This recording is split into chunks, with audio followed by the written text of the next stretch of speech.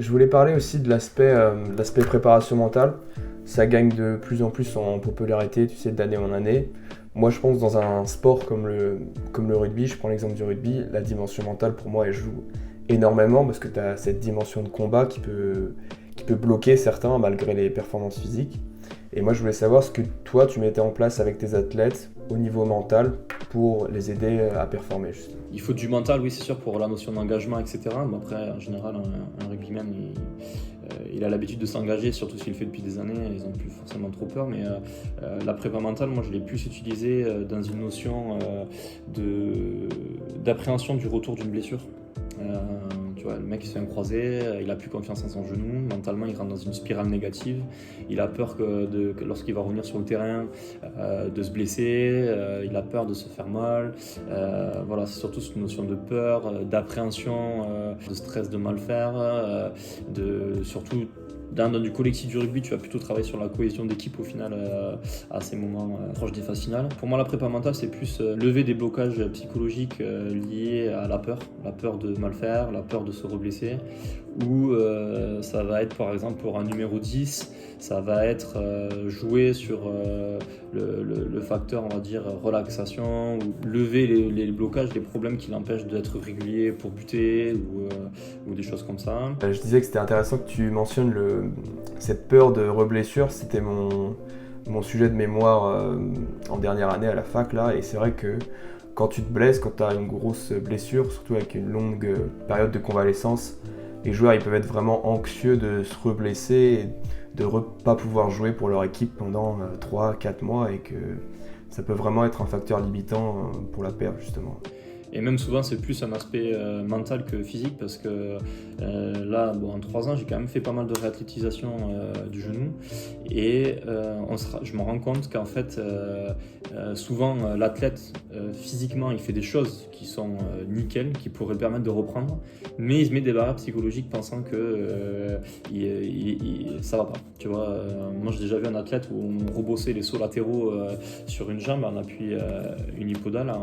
Moi, là, au visuel, je voyais aucune différence. On faisait un drop jump avec 3 sauts latéraux. Je voyais aucune différence entre les deux côtés. Pour moi, le mec, il avait une bonne capacité d'absorption sur son drop jump, une bonne capacité de restitution, et il n'y avait pas une perte de vitesse, rien. Il était vraiment au visuel, ça se voyait pas. Mais lui, psychologiquement, quand je lui demandais à chaque fois, bon, ça s'est passé comment, ah ouais, là, j'ai senti que mon genou, ça allait pas à droite. Il faisait un autre exo, mais là, je sens que j'ai un manque de force. Enfin, il avait tout le temps ce côté, cet aspect-là, voilà, négatif. Je suis blessé, j'ai mon côté faible et une appréhension. Et puis, à force de le faire prendre en confiance, bon, ben, ça a disparu. Et puis, un jour, il m'a dit, il est revenu de match, il m'a dit, ben, c'est incroyable, j'ai pas pensé à mon genou une seule fois. Il m'a dit, ça fait 1 an et demi que ça m'est pas arrivé. Là, c'est là où tu vois que ton travail mental a fait son effet, et là c'est top. Que ton athlète pense plus à sa blessure et puisse à nouveau exprimer tout son potentiel athlétique. Et d'ailleurs, le livre que je lisais sur la dépolarisation, le mec disait il vaut mieux avoir un athlète disponible mentalement à 100%, quitte à ce qu'il soit physiquement qu'à 80%, que l'inverse. Surtout quand ça se passe mal, quand on arrive à la fin du match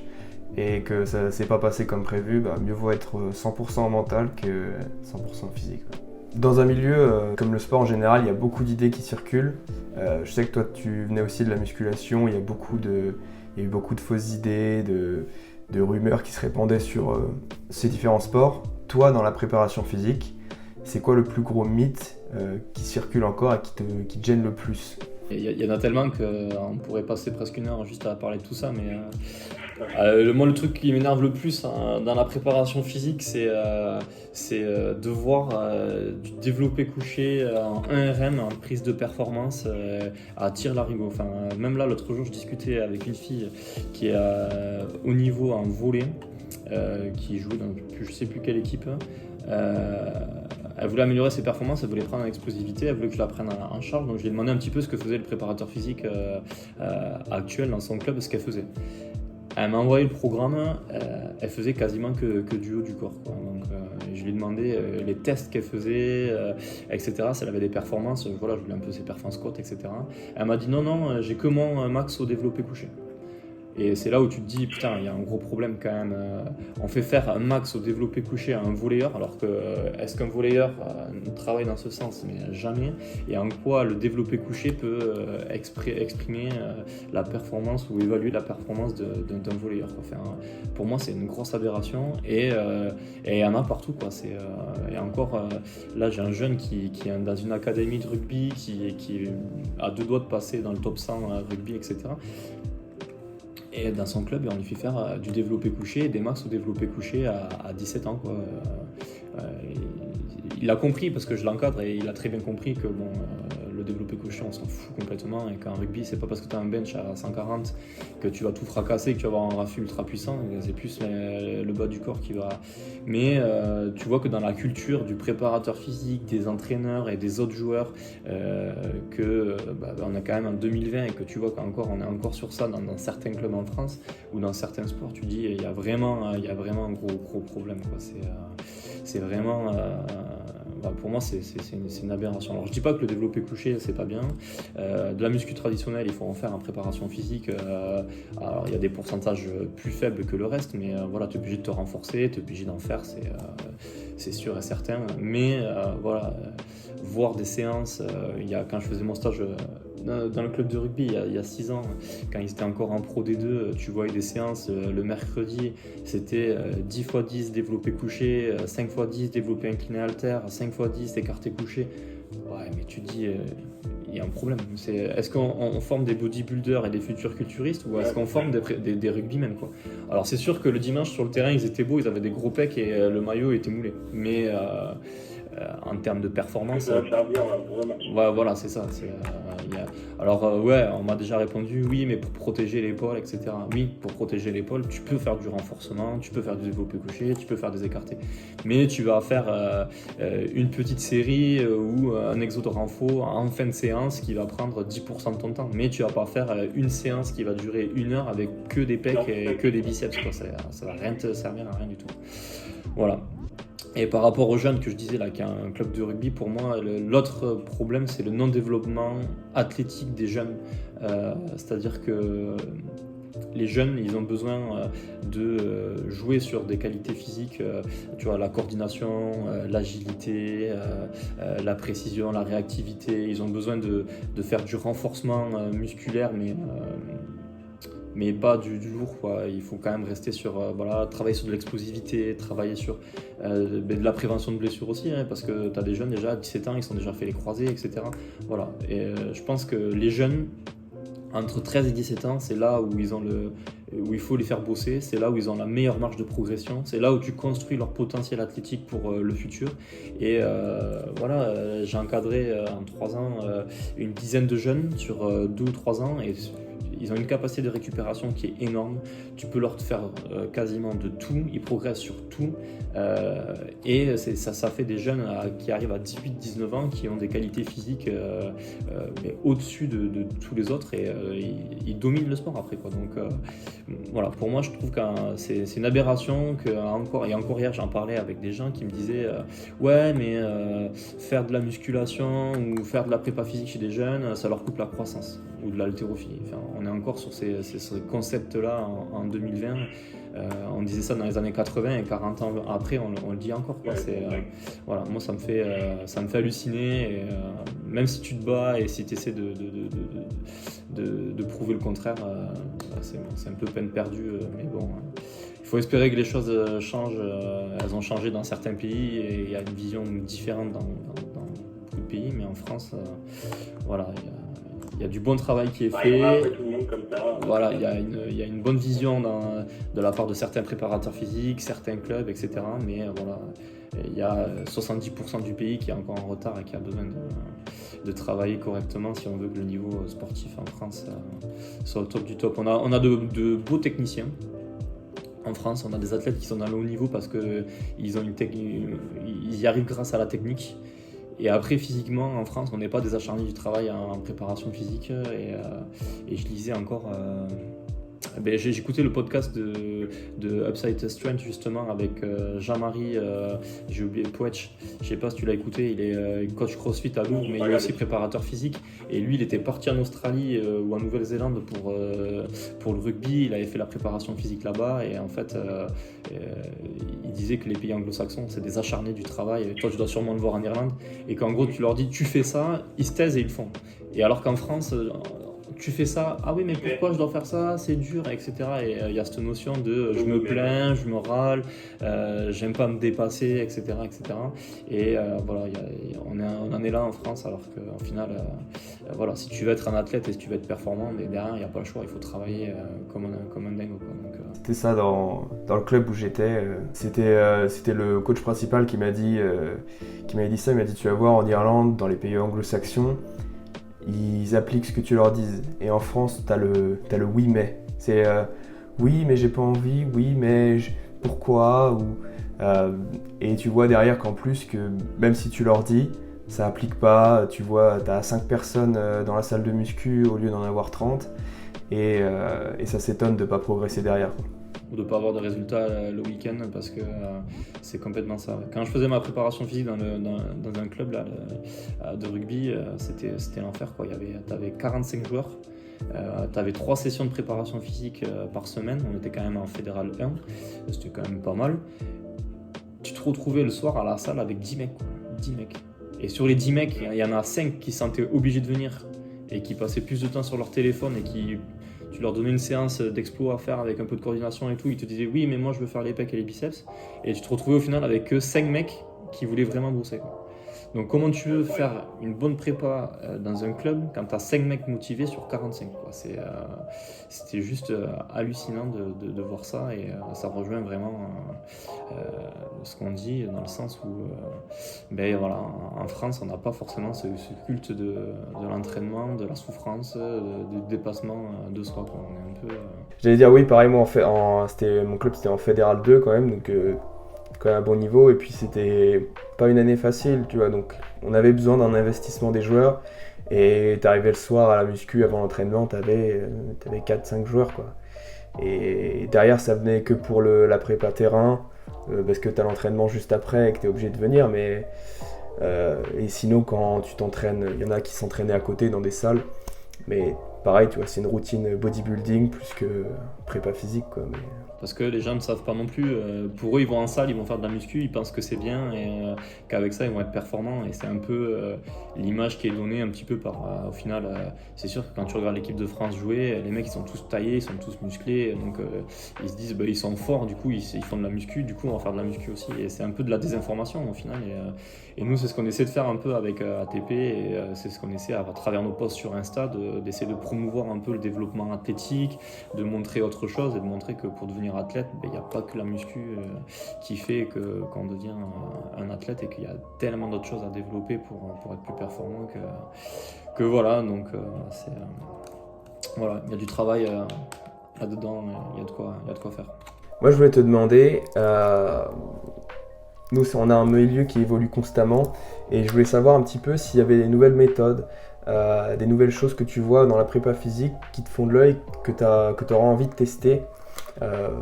Même s'il n'y a pas encore énormément d'infos scientifiques où on dit oui c'est ça qu'il faut faire. Est-ce que tu as une nouvelle méthode comme ça que tu as bien envie de tester? Ouais, alors il y a une méthode que je teste là depuis quasiment 1 an, c'est le travail d'hypervitesse. Ça c'est parce qu'il y a 2 ans j'avais assisté à un séminaire d'Aurélien Broussal, et du coup il parlait de l'hypervitesse, et donc il avait juste évoqué ce terme là, il nous avait donné 2 ou 3 tips mais sans plus, quoi, sans rentrer dans les détails. Donc du coup automatiquement j'avais expérimenté, j'avais testé avec des athlètes, etc. Et l'année d'après il est revenu et j'ai refait encore sa conférence, et là cette fois-ci il est rentré un peu plus dans les détails, etc. Et donc là cette année j'ai encore remis le travail. Donc l'hypervitesse, le but c'est de bosser en anti-gravité, c'est d'alléger son poids de corps pour exprimer encore plus son potentiel vitesse, et au final élargir le spectre du développement de la puissance. Et voilà, je travaille beaucoup avec ça en ce moment, donc j'essaie de faire surtout, donc sur des squat jump, voilà, j'ai même travaillé avec un skate, j'ai essayé plein de choses, et j'ai même essayé de le faire sur du travail de détente horizontale, donc sur du broad jump, donc au lieu d'avoir le broad jump qui te freine, mais avoir un élastique qui te freine, pardon, sur le broad jump, plutôt avoir un élastique qui t'accélère sur le broad jump, voilà, des choses comme ça, travailler en fente, essayer voilà, de différentes choses. Donc il n'y a pas trop d'études qui sont sorties. Quelques préparateurs physiques Canada, États-Unis qui mettent quelques vidéos et quelques trucs, mais voilà, c'est encore un petit peu flou et tu n'as pas d'études scientifiques qui dit il faut faire comme ça ou voilà, c'est encore un peu un test. Voilà, peut-être que tu auras des études qui vont sortir d'ici 3-4 ans, bien que je crois que j'en ai trouvé une l'autre jour et que j'avais vu dans un post d'un prépa américain, il avait mis dans les références, il avait mis aussi un lien. Donc, tu dois avoir quelques trucs dessus. Voilà, je pense que c'est intéressant et puis surtout ça apporte un côté ludique, mine de rien, dans tes séances. Quand tu as des athlètes que tu coaches depuis déjà 3-4 ans et que tu fais tous les ans de la méthode bulgare pour développer la puissance, bon, des fois, leur mettre un petit contraste de charge, squat lourd avec de l'hyper vitesse, ça leur change un petit peu la façon de travailler, leur routine. Après, en termes de résultats, je sais pas ce que ça donne.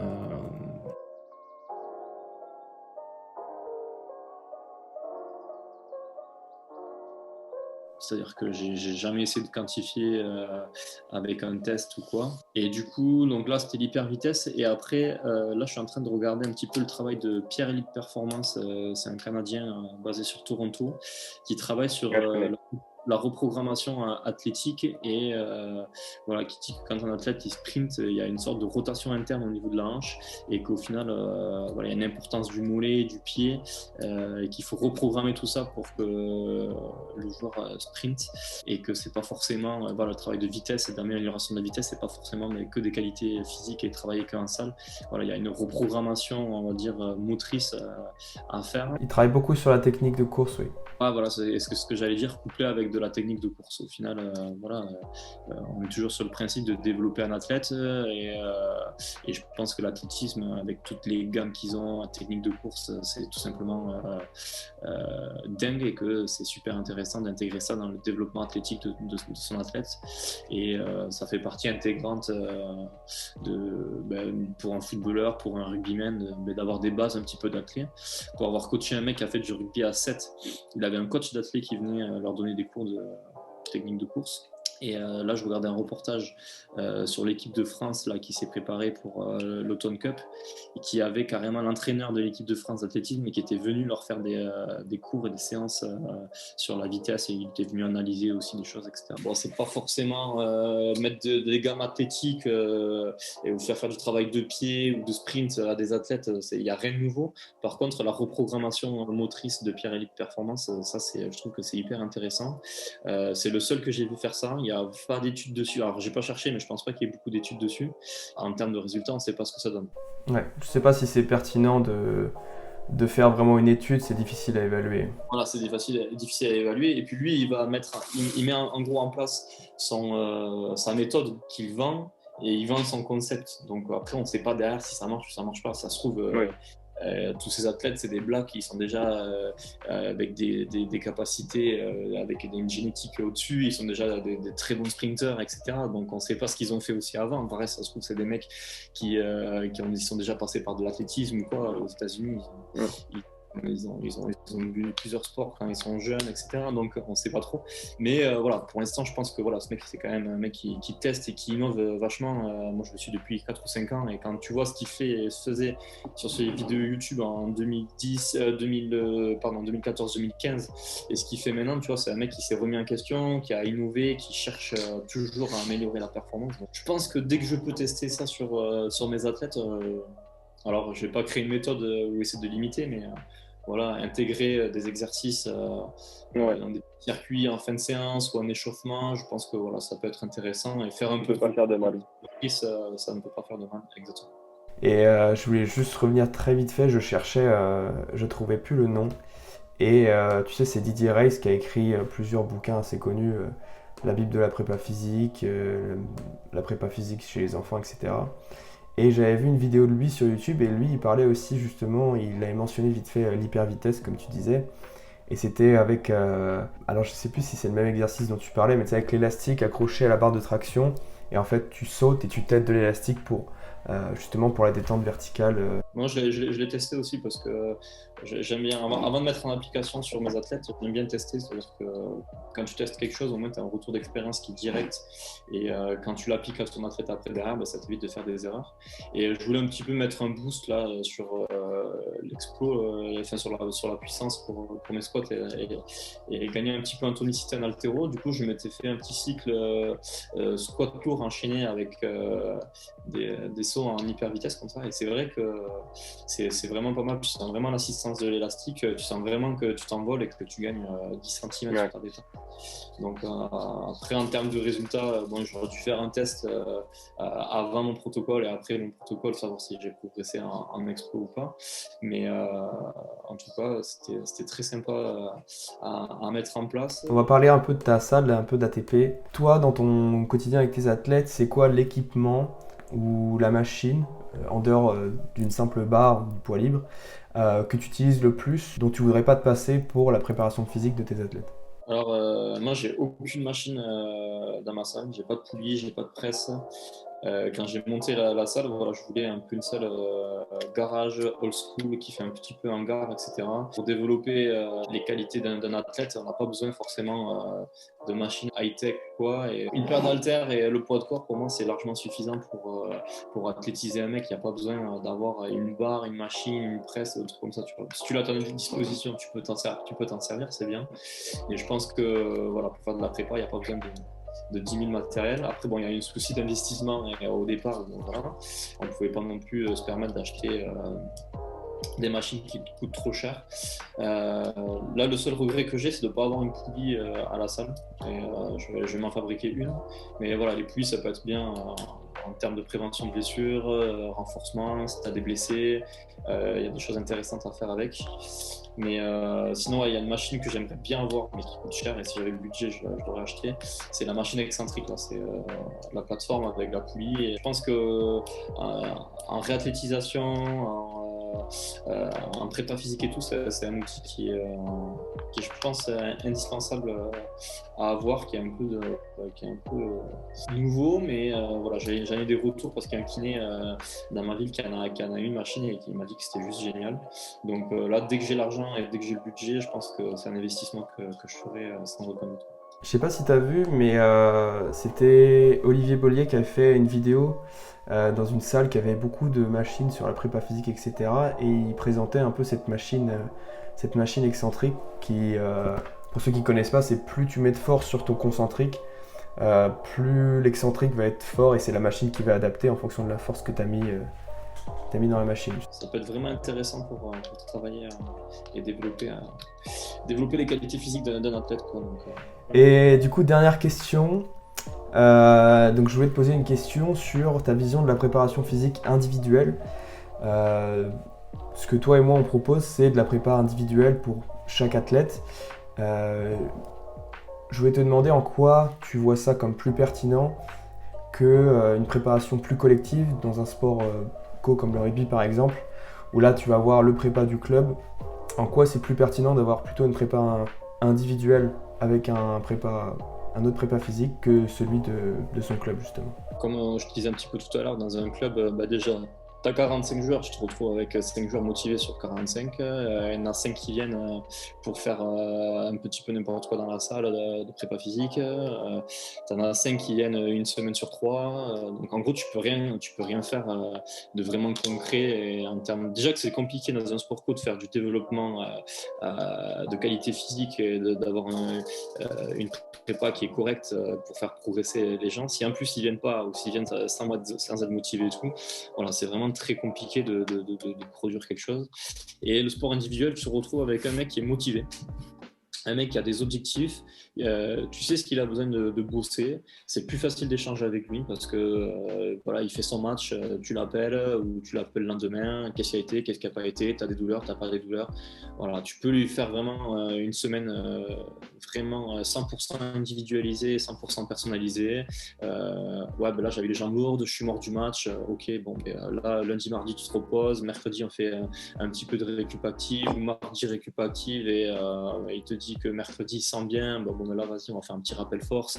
Voilà, il y a vraiment plus l'opportunité de jouer, d'échanger, de développer en prenant en compte vraiment l'athlète, quoi. Et tu as le temps d'échanger, de discuter, de développer ton client, chose que tu n'as pas le temps de faire dans une salle de prépa physique, du moins petit niveau, quand tu es que 2 heures le soir, tu n'as pas le temps, quoi. Encore, tu es en top 14 ou dans du très haut niveau, bon, mais c'est génial parce que tu y es toute la journée. Là, ça devient intéressant. Mais quand tu es dans un petit club, c'est trop du bricolage. Et moi, pour ma conscience personnelle, ça me saoule parce que tu as l'impression de faire tout et rien et que en fait, tu n'apportes rien au club, tu n'apportes rien à l'équipe.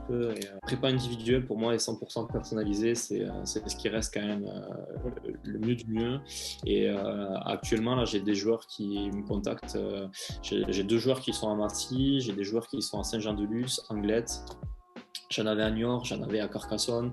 Voilà, il y a des joueurs de peu partout qui me contactent et qui me demandent une prépa 100% individuelle. Donc, même si c'est à distance, il y a quand même moyen de discuter par téléphone, d'échanger, de reprogrammer la semaine et d'adapter. Et je trouve que c'est beaucoup plus intéressant. Et les athlètes s'y retrouvent aussi, c'est-à-dire que eux, beaucoup ont été, leurs clubs ont appris qu'ils faisaient une prépa physique ailleurs. Leur club leur a interdit de faire la prépa physique ailleurs et de revenir faire la prépa physique dans leur club, du coup, ce qui semble logique au final. Mais les athlètes, voilà, ils t'appellent, ouais, je suis désespéré, la prépa au club, elle est nulle, ça me convient pas, je cours trop par rapport à ce que j'ai besoin, ou j'en ai marre de faire du corps, je sens que j'ai besoin de bosser l'explo comme on faisait ensemble. Et au final, c'est des joueurs qui reviennent dès qu'ils en ont l'occasion, parce que ils sentent que voilà, un travail personnalisé automatiquement, c'est plus efficace qu'un travail un petit peu global et généraliste. Ah, je suis complètement d'accord. En fait, le problème, quand t'es joueur et que tu fais de la prépa en club dans un sport co, tu vas avoir ce souci d'individualisation. Le max d'individualisation que tu vas avoir en rugby, ça va être avant 3/4. Et encore, c'est le max que tu peux faire parce que, comme tu l'as dit, tout le monde n'est pas là, etc. Il faut tout le temps s'adapter. Et le fait d'être en individuel, tu vas pouvoir faire par rapport aux objectifs de chacun, par rapport à des postes précis. Parce que même si tu sépares avant 3/4, ça reste quand même des postes très différents entre, je sais pas, un 9 et un ailier, tu vois, ça n'a rien à voir. Et tu peux aussi faire par rapport à l'antécédent de blessure, les objectifs de qualité physique ou même juste morphologique, tu vois, prendre du gras, prendre du muscle, ou à l'inverse, plutôt sécher quand tu es un avant un peu trop grassouillé. Et c'est ça l'avantage avec la prépa en individuel, c'est que tu peux vraiment faire pour l'athlète et c'est la préparation idéale qu'on devrait avoir théoriquement dans nos sports co, quoi. Chaque personne est différente, chaque athlète est différent et en gros, chaque athlète a besoin de quelque chose de différent, propre à lui. Donc voilà, l'individualisation, ça reste le mieux. Après, dans les clubs, ils font comme ils peuvent, je pense, mais ça dépend du niveau, etc. Je suis d'accord avec toi aussi. Il y a beaucoup de... Même sur un même poste, tu prends 2 ailiers et il y en a un qui va avoir besoin de bosser, je sais pas, il va plus besoin d'avoir accentué sur sa jambe droite parce qu'il a un petit peu de faiblesse et qu'il a du mal à prendre appui sur sa jambe droite, alors que l'autre, il va plutôt avoir besoin de, je sais pas moi, bosser sa détente verticale parce qu'il a besoin, parce qu'il a du mal et il sent qu'il a un manque de puissance pour aller chercher les ballons. Et dans ce cas-là, tu te retrouves carrément sur 2 programmes différents. Même comme tu dis, il y a une notion de prise de poids ou de perte de poids qui est à prendre en compte. Et du coup, tu vas pas avoir le même programme ou des choses comme ça. Merci pour tes réponses, Mathieu. Je vais mettre les liens pour ton site web et pour ton Instagram dans la description. Et puis, je te dis à bientôt. En tout cas, merci à toi pour la proposition et l'invitation. C'est toujours un plaisir de partager. Donc, je te souhaite une bonne continuation en Irlande et dans le rugby aussi. Si tu veux savoir comment avoir un physique optimale pour le rugby et améliorer tes qualités physiques en général, rejoins mon coaching privé. Je te fais une préparation physique sur mesure dans laquelle tu vas vraiment pouvoir exploiter ton plein potentiel et faire la différence sur le terrain. D'ici là, je te dis à la prochaine. À bientôt.